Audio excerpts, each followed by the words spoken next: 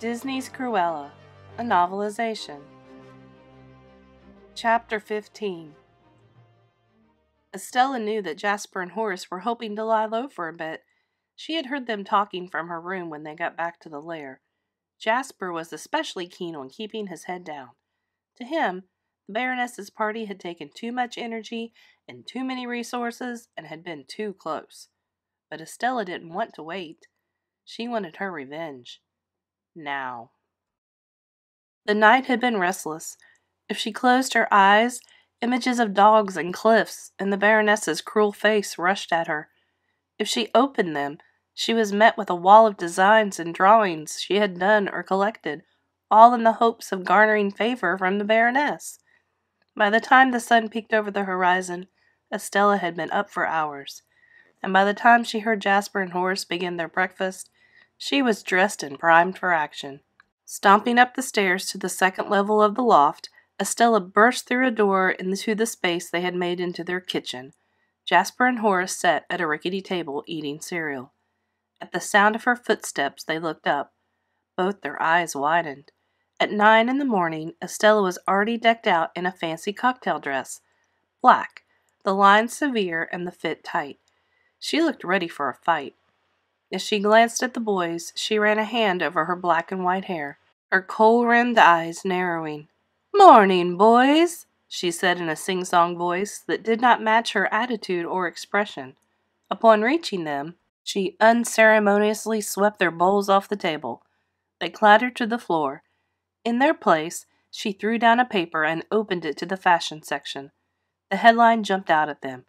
"Rats," it read, "and a mysterious woman." One large picture showed Estella, the mysterious woman, her cloak flaming, while several smaller pictures showed rats racing through the feet of guests. "So let's begin, shall we?" she said after Jasper and Horace had seen the article. "You're not going to kill her, are you?" Jasper asked nervously. Estella shrugged. "It's not part of the current plan," she answered, "but we might have to be adaptable." "So that's a no," Jasper said hopefully, but his face had grown pale. "If you heard a no, it is," Estella said vaguely. This only caused Jasper's face to become more ghostly. "Now, the necklace. One of the Dalmatians ate it. Not sure which one, so you'll have to kidnap all of them." Jasper's mouth dropped open. "Wait, what?" Stella rolled her eyes. He was being so dense. It wasn't like this was the first time they had done something illegal. If this was going to work, he needed to stop being so moral. "Darling," she said, adopting the new posh accent she had used the night before, "if I'm going to have to repeat myself, this isn't going to work out." Ignoring Jasper's confused look, Estella went on. "The necklace went in one end. It's going to come out the other. That's how it works." Her first order of the day given, she turned toward the old derelict elevator they used to get up and down. Behind her, she heard Horace mumble about his breakfast. At least he wasn't pushing back. But Jasper was. "What's the rest of the plan?" he called after her. "And where are you going?" Stella didn't even bother to turn around. She waved off his worries. "Need to know basis," she said. Then without another word, she stepped inside the elevator. As the doors closed, she heard Jasper sigh. "That's not how we usually work," he said. He was right, but nothing was usual anymore. Everything had changed. All the way to the Tattletale office, Estella thought about her interactions with Jasper and Horace. She felt bad, sort of, but they had to understand what she was going through. The bandage over her mum's death had been ripped off painfully, and it felt as though her heart were bleeding. True, she shouldn't have knocked Horace's cereal to the floor, and she probably shouldn't have copped an attitude, or accent, with Jasper. But in both cases, it was an issue of survival. Survival and revenge. Those thoughts were still in her mind as she came to stop in front of the Tattletale office. Craning her neck up, she took in the stone facade and imposing gold signage. It was bold and a bit trashy, which summed up the paper nicely. Pushing open the doors, she strutted into the lobby. She didn't have to wait long. Once she gave her name at the front desk, moments later she heard the click-clack of Anita Darling's heels as the young woman made her way over. Stopping in front of Estella, Anita smiled hesitantly. "Anita Darling! My darling!" Estella said, leaning down and air-kissing the journalist's cheeks. Then Anita gestured toward the elevators. Together, the women entered and made their way up to Anita's desk. When they were seated, Anita sat back and raised an eyebrow. Estella lifted her own. She had recognized Anita almost immediately at the party. You could dress a girl up and take her out of the country, Estella thought, but you couldn't take the country out of her. Anita was the same girl she had met on her first day at school, the only one who had been nice to her, at least at the beginning. "Estella!" Anita began, making it clear she had made the connection too. "It's been so long. It's so good to see you. I kept staring at you at the party, and then it came to me. That's Estella." Nodding, Estella crossed her long legs. "So you go to parties, take pictures, print gossip," she said. "That's your job?" Anita shrugged, looking embarrassed. "It's not as fun as it sounds." Truth be told, Estella didn't care if Anita liked her job or not. That wasn't why she had walked all the way to Tattletale, or taken the chance to reconnect with an old friend. "It sounds useful," she corrected. Anita cocked her head, curious. "Good," Estella thought, seeing the look. She needed Anita to be curious. "I'd like to start my own label," Estella began. "Why don't we work together and create some buzz for this old rag you continually fill with that old hag?" For a moment, Anita was silent, staring across the desk at Estella with an unreadable expression. "You have that glint in your eye," Anita finally said. "What glint?" "I'm starting to remember. You have an extreme side," Anita said. Estella smiled. "Some might call it extreme. She called it survival." "Then you also remember what fun that is," she said. Getting to her feet, she leaned over, her fingers splayed out over the latest edition of Tattletale. Intentionally, she made sure she blocked the images of the Baroness that littered the page. "Now, I want you to help me tell them who I am." The woman's eyes met, then together they smiled. Estella was pleased. She had a deal with Anita. She had made headlines already with last night's show. Now she just needed to build upon the momentum and hope that Jasper and Horace were doing their job. At that very moment, Jasper and Horace were sitting in a van, staring across the street at one of the poshest dog groomers in London. Estella had made it clear. They were to stay where they were until they spotted the Baroness's Dalmatians. Then they were to steal them. "It shouldn't be hard," she'd instructed earlier, her voice sounding more Cruella than Estella. Jasper didn't like it. He didn't like much of anything that had been happening lately. It all seemed out of control, and Estella's demands and expectations were becoming more unrealistic.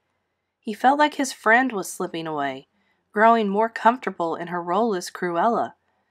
On the plus side, the downtime was kind of nice. He and Horace had spent most of the morning just listening to a football match on the radio. Noticing a small woman carrying a pocket-sized pup into the groomers, Horace cocked his head.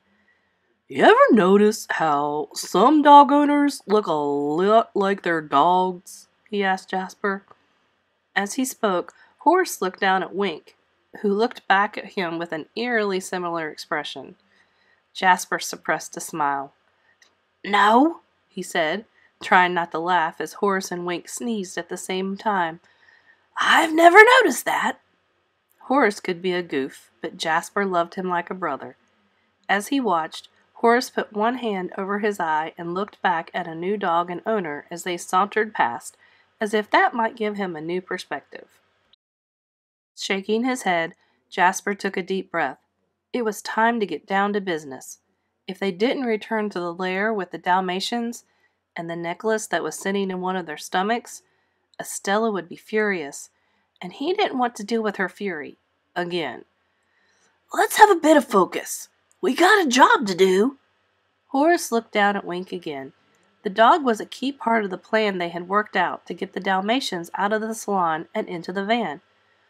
Wink is a very likable dog, Horace said. I'm not sure it'll work.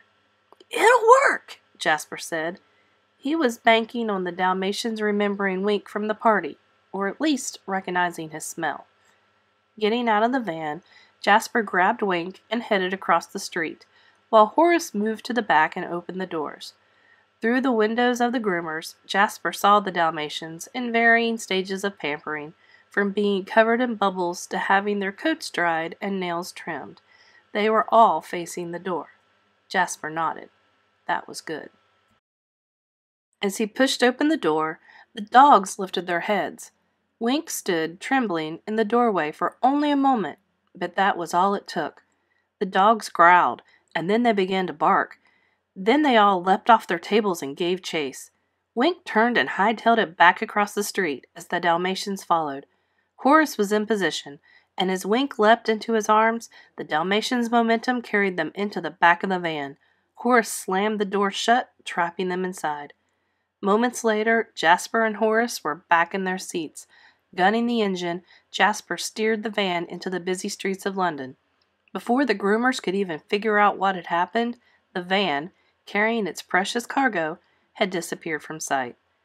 Jasper turned and gave Horace a smile.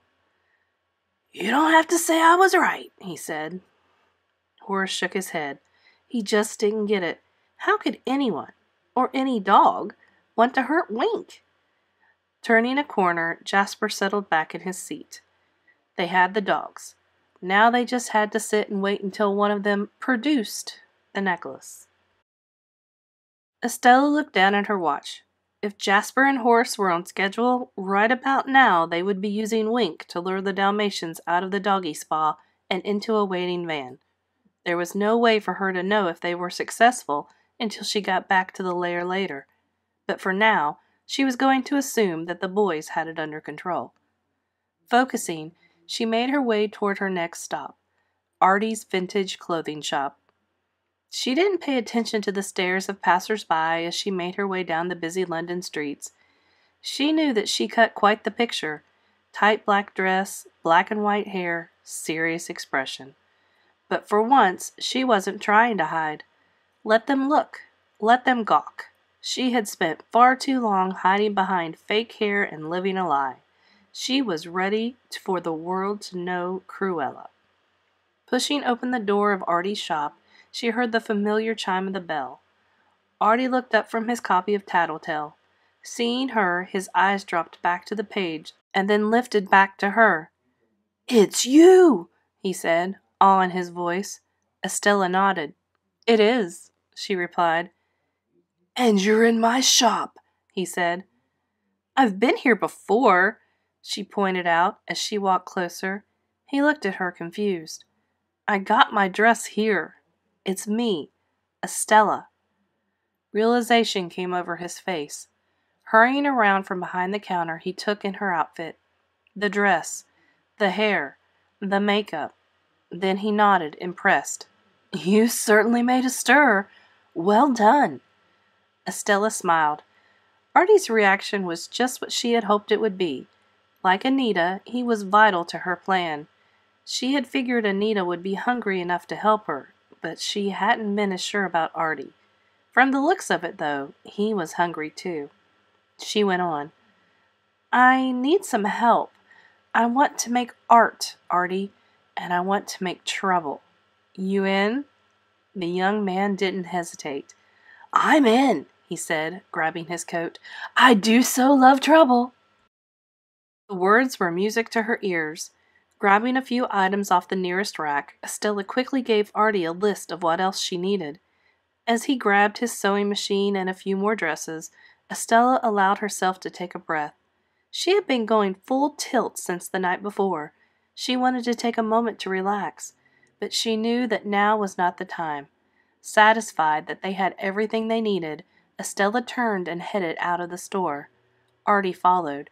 She was one step closer to getting her revenge, and she couldn't wait to serve it, hot or cold.